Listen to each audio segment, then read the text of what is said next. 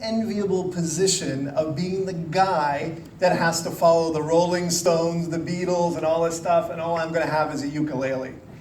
So these are amazing colleagues, and this work today and tonight is really about us as a community, and that's what I'm going to talk about. Although I would really like to talk about Craig's pool for a little longer. I think that would be really nice too. So let's start here. These are the words that are outside of our library. If you haven't seen it before, it's doubled as a spaceship in any number of movies. And the words are write, read, write, think, and dream. And to me, tonight is about the dream. It's about how do we take the amazing work that's happening here at UCSD, how do we put everybody together with a pool and create some really amazing things here at this campus to continue to grow our own work. And I think to do that, this African proverb really speaks to me. If you want to go fast, go alone. If you want to go far, go together. And I believe in my heart this is about going far. But in order to go far, we must go together. All of us, regardless of our discipline, breaking out of our silos, coming together to create new innovations and ideas. I understand something about going far. I'm the first in my family to go to college. My parents barely made it through high school. My grandmother, who is right there, barely made it to the 6th grade. By the way, that's me, and I think that haircut is going to make a big comeback someday soon. But the reason I'm here today on this stage in this esteemed place with my amazing colleagues is because my grandmother introduced me to somebody who went to college. I didn't know the secret handshakes or special dances one has to do to get into college. But that one relationship fundamentally changed my life. And my grandmother cared about education very deeply. In fact, that's her right there. She was a cafeteria lady. Every day she took the time to serve meals and food to kids to make their lives better. She had dramatic impact on student achievement, but nobody ever took the time to tell her so.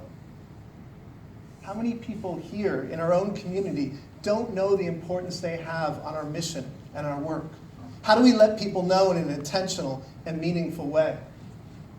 You see, I come from a long line of cafeteria ladies. My mom was a cafeteria lady also. She cared deeply about education. My mom passed away a little over a month ago. And so I dedicate my work to her commitment to education. These are incredible women that enabled me to be standing on this stage today. Relationships matter, and they matter in deep and fundamental ways that sometimes we take for granted. This is a Sagrada Familia.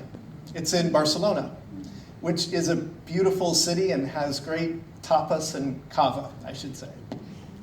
This particular cathedral has been under construction since 1872. It is still under construction. In fact, it will be under construction for the next 20 years or so. And if you go to Sagrada Familia, you will see, if you look at the base, bricks. This cathedral is built upon bricks. And there were bricklayers that created that foundation. And while they are creating that foundation, they thought of themselves as bricklayers, not builders of cathedrals. And often in our work, we get caught up in the idea of being a bricklayer and the bricks themselves. And we forget that the real purpose and mission and vision of our work is to create a cathedral of learning. An amazing place that we know no matter what we do, we are connected to something bigger. And if we are to be connected to something bigger and make a difference in our community in deep and profound ways, as we've done for a long time, then we've got to approach the work using both rigorous science and relevant connections to the world.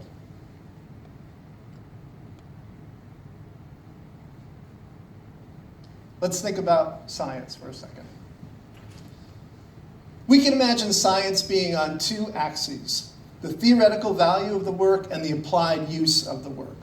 And we can imagine that these run from low to very high on each axis. This creates 4 boxes, which we professor types love, because we can take a complex world and organize it into 4 distinct parts and feel good about it. Let's look at these quadrants a bit closer. If we think about somebody whose work was actually quite low in theory but high in applied use, we might think of Edison. Edison was a tinkerer. If we think about somebody whose work at the time was very high in theory and empirical use but low in applied use, we might think of the physicist Bohr. But the work that I think we strive in, the work that you heard about tonight from my amazing colleagues, I think is situated in this quadrant. And this quadrant is Pasteur's quadrant. You see, Pasteur cared deeply about important, pressing social issues of the time. But he just didn't want to do advocacy work. He wanted to use good science, good empirical study, and actually have direct relevance to communities and societies. And I think tonight, as you listen across all the speakers, I hope that you hear that same idea about connecting rigor to relevance. Now, sometimes in doing this work, we get very caught up. Oh, yes, I know. That's right. Some people in the audience may have closure issues, so I wanted to make sure that I filled in this last one here. So if we think about somebody whose work is quite low in theory and quite low in applied use, it might be Wile E. Coyote, who I'm sure many of you think about quite often. But sometimes in doing this work, we get narrowly focused on an idea of capital that is about money. And don't get me wrong, money and resources are important. But there's other kinds of capital. For example, human capital, our knowledge, our understanding, our training. But really, sometimes we get so caught up in human capital that we forget what is really critical. And that's the idea of social capital. Our connections, our connectivity, who we are together, and how we can build on one another is incredibly important. Now, I'm not saying we should just attend to the collective all the time. The individual, of course, is very important. This is a famous picture of Edison. And Edison is handing his light bulb to the future. But Edison knew that the light bulb was a party trick without the system that was behind it. So we've got to think about the individual and the collective as we move forward. Because there's deep intelligence and wisdom in the collective, if we can figure out how to harness it.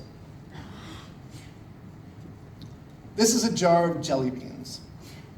And to an individual person in the room, we're not very good at guessing the number of jelly beans in said jelly bean jar.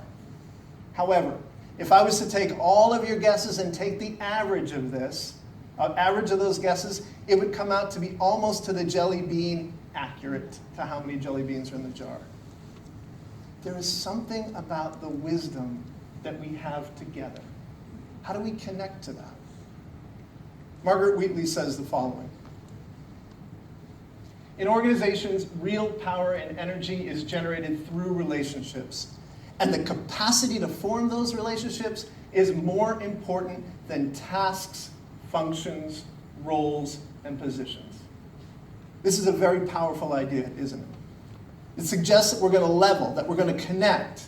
I think what it suggests is that we've got to evolve from an information ecosystem in which it's all about me and mine to a knowledge ecosystem in which we are interdependent and interconnected. By the way, this is real data. So these are people interacting in terms of a big educational policy. So now we can actually map social terrain in ways that we've never been able to do before. And if we think about the idea about these systems, we have to think about both formal systems and informal systems. Formal systems can be categorized in this manner. And we've all seen these organizational charts before.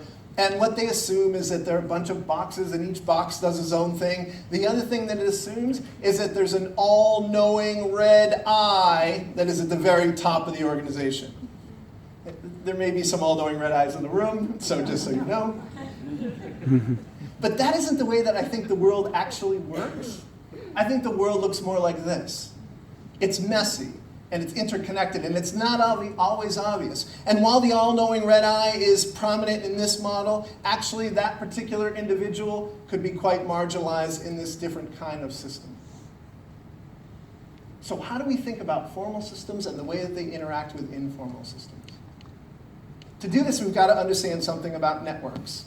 There's a couple really important things about networks. One of the first things is that stuff flows through them. This is the blame network post-Katrina. You'll see at the very top, that's Michael Brown. He's the head of FEMA. He gets a whole bunch of blame for what happened. You've got the mayor of New Orleans off to the left. He also receives some blame. You've got George Bush off to the right. He receives some blame, and old Georgie blames himself. And then you've got some people that are very good about sending blame but don't receive any, like Bill Clinton, for example. He seems to be very good at this sort of thing. So this happens to be blame, but we can look at expertise or knowledge or any number of different things. The second thing that's really important in networks is that the structures of them really matter. This is the Bernie Madoff network. That's our boy Bernie in green there. Maybe he should be in orange. Some of you will get that in the drive home tonight. What you're going to notice about this structure is that all roads lead to Bernie, right? And we know when Bernie went bye-bye what it did to the system, right? So the structure of our relationships and the way we're connected and not connected really matter. In fact, they can reveal some really interesting things, and it probably makes you think of wine. So we can think, I know it makes me think of wine. So we can think of relationships not just between people, but between things. I know I have good relationships with myself and grapes. This also shows different relationships between grapes, things that might not be obvious to us if we start thinking about the world in a relational manner. Here's some data from a couple schools that we've been working with. What you're looking at here is social network maps. Each dot up here represents a teacher. They're colored by grade level, so different colors equal different kinds of grade level. And you'll notice the first school, which is on the top, elementary school, second school down below, they're about 2 miles apart from one another. And one of the things you might notice right off the bat is that there's not very much connection in that first top school, right? And you may also notice that there's some nodes off to the side, right? That's not a printing problem. That means that those people were not going to anybody for best practices, nor was anyone coming to them. It's lost capital in the system. The lower school, as you can see here, the one on the bottom, that has much more connectivity. I don't have to tell you that this particular school on the lower part here is doing much better.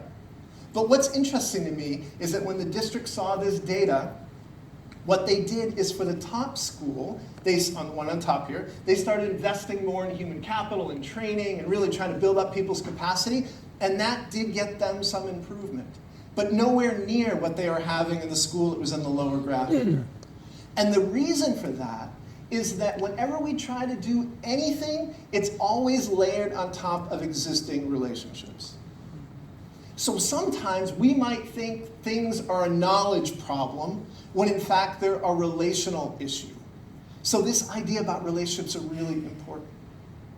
This is additional work. This is, if you're blue in color, you're a principal. If you're red in color, you work in a central office. I call this my Congress graph for obvious reasons. And you'll notice that one node in the middle, it may interest you to know that that person retired. So it breaks the system into two, right? So no amount of knowledge repairs that. It's about our connectivity. I have the distinct pleasure to be working with a couple of superintendents who are joined us tonight from Chula Vista Elementary School District and the Vista Unified School District. And we're working with a community partner, Neville Bill Moria with Mission Fed, who's in the back, a great friend of mine. All of us have been working together to really think about, can we act and improve upon the relationships that we have in systems and make a difference in the lives of kids? And if we look at this data at time point 1, time point 2, and time point 3, we can see improvements around innovation that are taking place in the Vista Unified School District. This is real data, real people making an instant impact on the work that's happening in that amazing place with that amazing superintendent. We can also create metrics that are associated with that, and we can run all kinds of cool models. But our work is not limited to just organizations. We can go to much bigger data. We're looking at Twitter and social media. We're taking an individual perspective, which, as you know, in Twitter, it's a whole bunch of noise. So we're trying to make sense of that noise. And when you try to make sense of that noise from a network perspective, you get this. This is a network of 53,000 people and their interactions around a very important, influential educational policy. We can start taking that noise and making sense out of it. The Chancellor talked about this idea about big data. This is a way to think about big data from a social perspective. And that is incredibly important. We can also take this bunch of noise and we can drill down. We can find out who are the key actors in this particular network. And one of the things that our research shows is that when people from different perspectives bump into one another, amazing things can happen with or without a pool. Here's an example. There's a partnership between the Department of Education Studies, of which I have the privilege to be the chair, and thank you to my colleagues for coming tonight, and the UC San Diego School of Medicine around neuroscience. We have come together and have launched a new journal called Educational Neuroscience. We really want to make the mark in this space. We want to mix these fields together, gain insights that we can get from the brain, understand real educational problems in a deep and important manner, and fundamentally change the way that we do our work. That happens, and it happens here because we are connected in different ways. I'll close with this story. I told you I did my Fulbright in Barcelona. This is a picture of a big festival that happens in Barcelona, all over Catalonia, really. And it's called Human Castles. Human Castles is a really amazing thing. This represents the foundation of a human castle, which I'm going to show you in a second. But these people come together, create an interdependent, strong network of relationship. They're connected by their own sense of passion, purpose, and partnership in doing something amazing. And when they come together, they can build something amazing like this. And when I went and I interviewed people asking them about this, I asked the typical question, okay, who's the real key player here? And to a person, they told me there is no one key player. That is a system. And you know you're a part of that system when you feel a person's shoulders in front of you, and in turn, you feel their hands on your shoulders. Up to that kid, that's a 4-year-old or 5-year-old little boy that climbs to the top of this castle, holds up his 4 fingers representing the 4 stripes of the Catalonia flag. I also asked, because I'm afraid of heights, I said, what if the kid freaks out and doesn't want to do this? So it turns out they have a backup kid, which is nice. We should all have a backup kid, I guess. But what's most interesting to me is that they celebrate that young boy even if he freaked out and didn't make it to the top. How do we create systems that honor us when we try something and it doesn't work out? We've got to know we've got hands on our back. And to do this, we've got to be mindful and intentional, and bring ourselves together as a community. I started with an African proverb. I'll conclude with African philosophy called Ubuntu. And it says the following: I am because we are, and we are because I am. And that's my dream. Thank you.